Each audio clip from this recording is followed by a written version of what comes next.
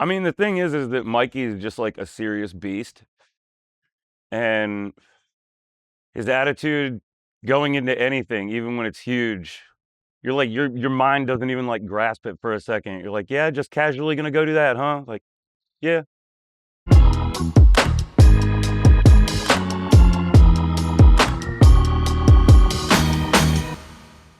Well, we were on tour at one point, and we had this pretty nice Dodge van, and I had to leave the trip early, and I left the keys with the crew, and I kind of hitchhiked home, and I was like, "Hey, dudes, just do me a favor, don't drink and drive, and don't catch the van on fire."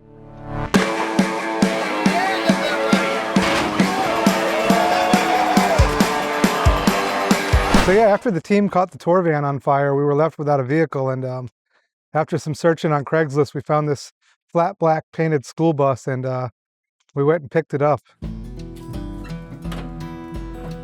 Dialed it in, kind of customized it a little bit, and that was just kind of the beginning of the wild antics surrounding this bus. It was always pretty much craziness surrounding this thing at all times, but probably one of the craziest things that I ever witnessed with this thing was pulling up to Gillies Creek Park, and they were building a ramp, and then 20 minutes later, Mikey's getting towed in on a DT 175 and flips the whole goddamn thing lip to landing. Pretty sure this is about where the lip was. And then we like started back like where like that van and porta potty were, and it's kind of wild. I can't believe we didn't get in trouble for it at all. The idea for the bus jump kind of came about. I was hanging out in Mojo's with Derek. We were drinking. We're kind of bullshitting on like a tow-in because I really like wanted to do it so bad, but I didn't really know what I wanted to do. I just wanted to jump something. Derek's like, well, Steve has a bus. You know, 5 or 6 beers later, he's like, Steve said yes. I'm like, well, fucking awesome. Like, we'll jump the bus then. Back then, Mikey had a lot of crazy ideas, and he would just go and do stuff. So it was like, you never really questioned whether or not he meant it. If he said he was gonna, like, you know, he wanted to do something. You can just see the wheels turning in his head. When he got an idea, he was hooked on it, and he was gonna do it. And he was gonna do it like right now. He was the kind of guy to follow through with the ideas he had. He didn't blow a bunch of smoke. So yeah, it was like, okay, this is a real thing. It's going down.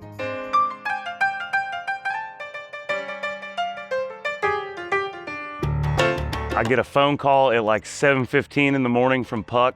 I don't care how hungover I am or whatever, dude. When one of the Billies calls, I'm picking up the phone. And he's like, dude, you gotta come down to Gillies. And I was like, it's 7:15 in the morning, dude. I'm still drunk, dude. Like, I've been asleep for like maybe an hour, dude. Like, no, I'm not coming to Gillies. He goes, we gotta build this ramp. Mikey's jumping in the bus. And I was just like, dude, like you gotta get up for that.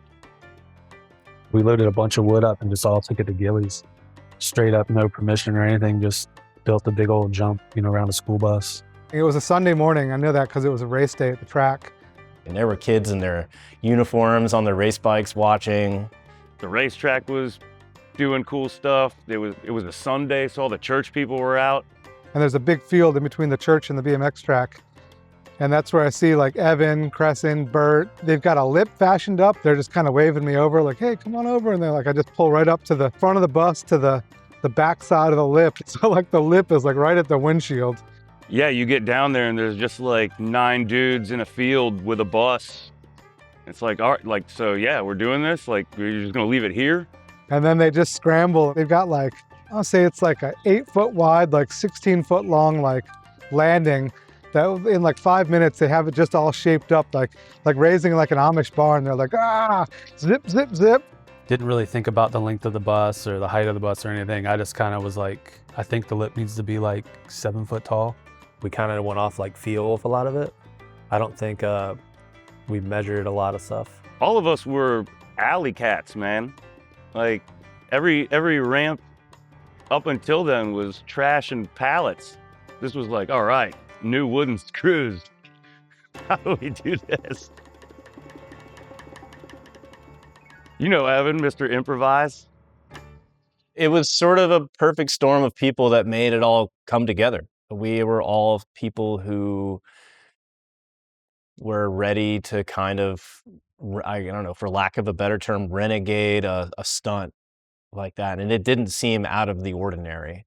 It was kind of just a ridiculous drunken idea, and then all of a sudden, you know, there's this big Evil Knievel ramp in between the church and the track, and everyone just kind of watching in disbelief, like including me. You know, it's just like, well, this is pretty crazy. But it was like, you know, the weather was good, like all the circumstances were pointing in the right direction, and then yeah, I started giving it a shot. There was like no testing. It was just like, you know, Brett pulling me at it.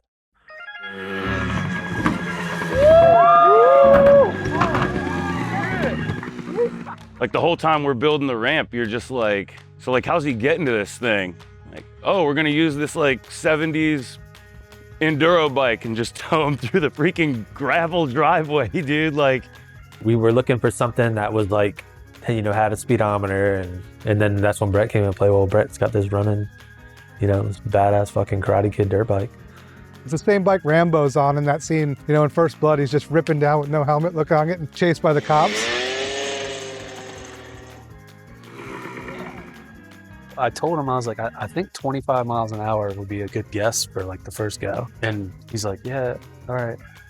The tow rope on the motorcycle super sketchy, and like the runway is like all rocky and bumpy, and there's potholes. And Actually, it was very sketchy. I kept having to stop and talk with him and Evan. The way Brett would take off would just pull my fucking arm so hard that like my handlebars would pull, and then I hit a gravel rock and it'd also pull, and I was just going all over the fucking place. You can see they're talking, they're moving their hands and trajectories and you know, kind of discussing, oh, this is the speed maybe, or you know, yeah, they, you know, swoop off at this angle. It turns out Brett's speedometer didn't work at all. So that was all just a guessing game. Maybe he didn't, I don't know if he told anybody. I know he didn't tell Mikey. I didn't find out until after, but Brett's motorcycle ended up not even having speedometer. So he was going off feel, like RPMs. Every time was like, felt like a different speed, but. Yeah, he was totally guessing the whole time. Fuck it, let's go. Same speed.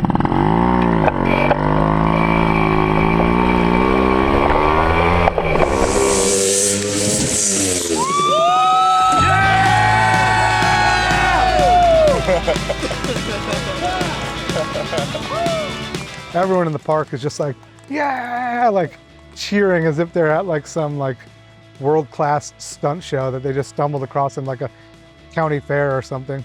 I've been training for that kind of shit, ain't it? Nah, this is my first time doing this kind of stuff. And you go up that ramp and go across that bus like that? Yeah, just Boy, for that. damn. I ain't see it, but I was over there. I see he went across the hell, yeah. He must have jumped the bus in total, landing it on his bike or not.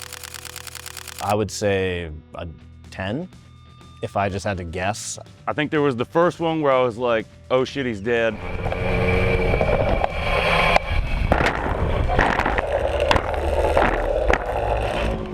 After that, man, the next time he jumped it, you know, it was like, oh, all right, never mind, like, this is a real thing. Like, he's got this.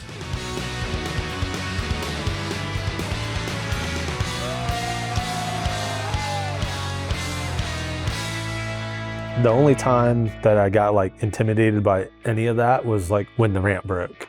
And then I was like, oh, it broke the 2x4s like right down. That's nuts. But yeah, he hit it with such velocity that the ramp buckled and one of the cross braces on the ramp just fucking exploded. The lip like pushed in and like bucked him. I was like, I don't want to get towed into the front of the bus and just die. Had to dial that back in, my God. To my recollection, Mikey also didn't tell people he was going to flip the bus. His initial idea and what he spoke about was jumping the bus. Yeah, like the flip was definitely not planned. That was kind of like a me moment. Like I wanted to fucking, you know, flip that thing. I was pushing my bike past Derek and I was like, hey, Derek, I was like, this one's for you. And that's when I went back up to the top and that was the first flip.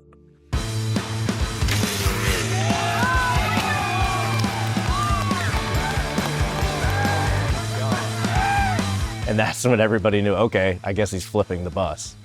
Fourth or fifth try, he tries the flip, and I think he loops out and chucks his bike.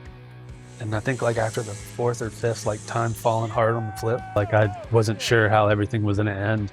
But my ankles and my like elbow was like just trashed. Yeah! Hey! You know, anytime somebody had a free second to get on that phone and be like, yo, dude, this shit's gonna go down. Man, the road bikes just started coming down the hill, you know? Who's doing what? Let's go get some coffee, watch this bike flip. And then the next one, he does it perfect.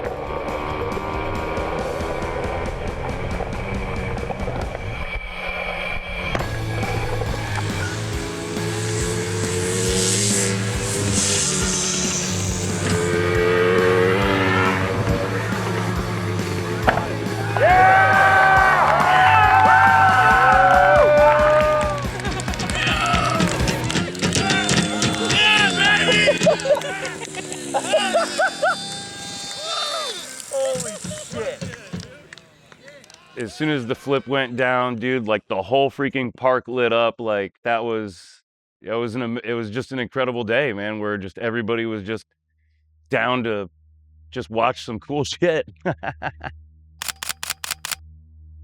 Who just wakes up that early and just shreds that hard, like right off the bat, dude?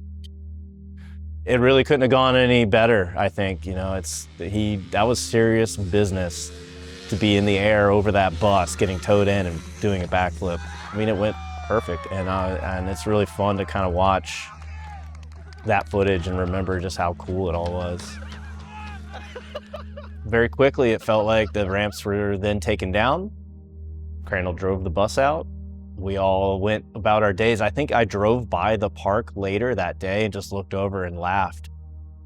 Oh yeah, it was an in and out deal, which was kind of insane, you know, that you just get this phone call in the morning, you get this giant ramp together, somebody jumps it a couple times, flips a bus, you get the whole ramp torn down, bus is out of the field, and it's like lunchtime. That was like one of those wild summers, like everyone was just kind of on one, and like, you know, Evan was in town, and Evan was always like the instigator of like big fun. And like Mikey was just like on a tear, like it was like peak summer of madness. What did he do, build a loop in his backyard that summer too? Holy shit! That was fucking insane. What happened to your helmet, dude? So the ramps got disassembled from the bus after the jump, and then I honestly didn't even realize until we talked to him that the wood from that then made the Hot Wheels loop in Brett's backyard. I think that's where they were keeping all the materials in the first place. But yeah, it was like, well, what are we gonna do with this wood? And I mean, it was like, I don't think it was like a week or two later, man. Like a wooden DIY loop, and just like, Oh, fuck me.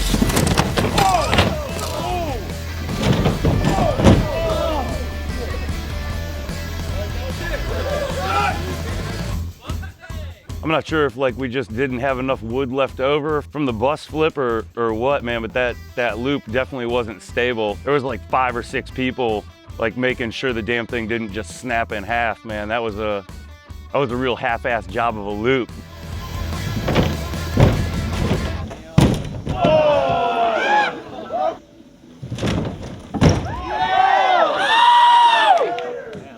In the footage, you can see he actually he runs off the loop and almost lands on me. You okay? You all right? He didn't badly get hurt, but he never ended up making the loop clean before he kind of hurt. I think he hurt his shoulder pretty good. That was gnarly. I think that was also the same year he jumped out of the berm at the racetrack into the trails behind it.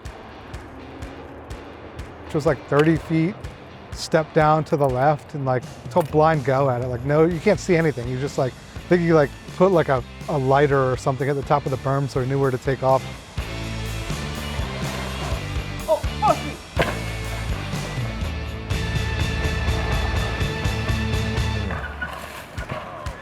Another moment, dream trick for him or thought or something he wanted to accomplish on the bike, it was the moving ramp.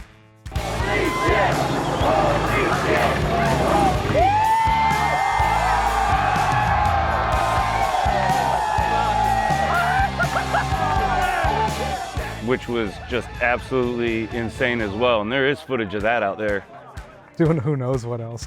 Riding off roofs, jumping off of goddamn mausoleums. I think he did like the Hollywood Cemetery gap in like flip-flops, drunk and like in the rain or something, and blew his foot off and just did it one-footed and like. It was filmed on a flip phone.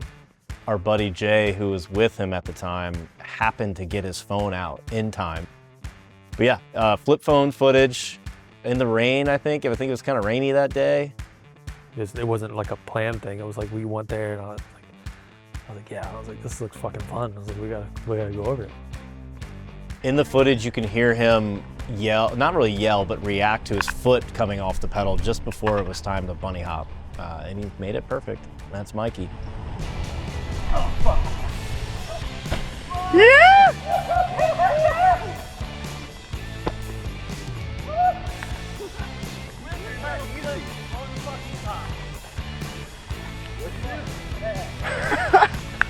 My fucking foot slipped off the crank before I fucking that last drop. Oh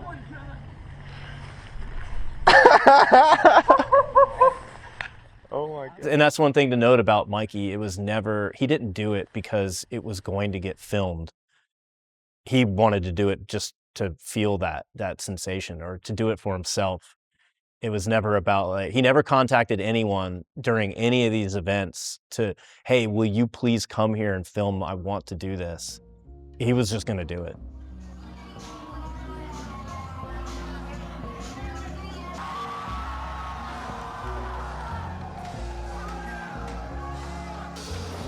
There was just an awful lot of flips and gaps and big jumps and spins that year. That shit was, I mean, that was just a really good summer, man. Summer of Mikey, dude, for sure. He killed that entire year. Everything that like blew the BMX world in Richmond's mind that year was done by Mikey Askew, dude. Like,